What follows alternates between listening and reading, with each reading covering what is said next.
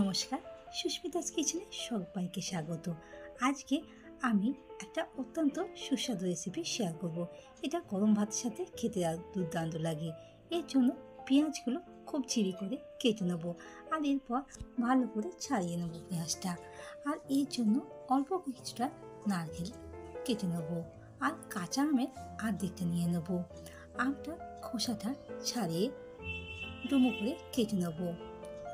তার সাথে বেশ কয়েকটা কাঁচা লঙ্কা নিয়েছি, আর 2 চামচের মতন পোস্তদানা নিয়ে নেব।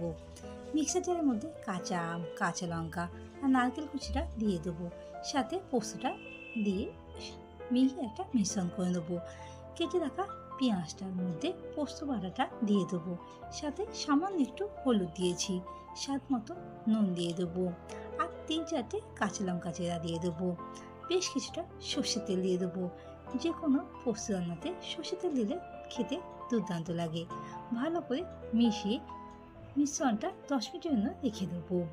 অন্যদিকে কলা পাতাগুলো ভালো করে ধুয়ে নেবো, আর একটা ফ্রাইং প্যানের মধ্যে কলা পাতাটা দিয়ে হালকা সেঁকে নেবো।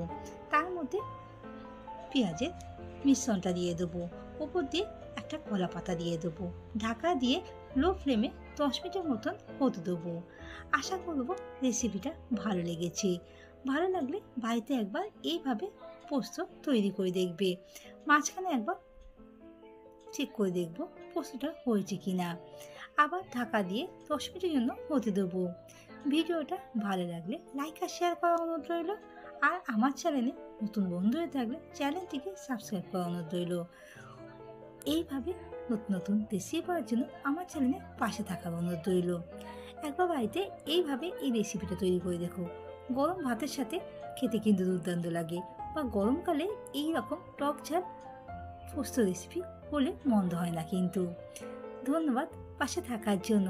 দেখা হবে খুব তাড়াতাড়ি নতুন একটা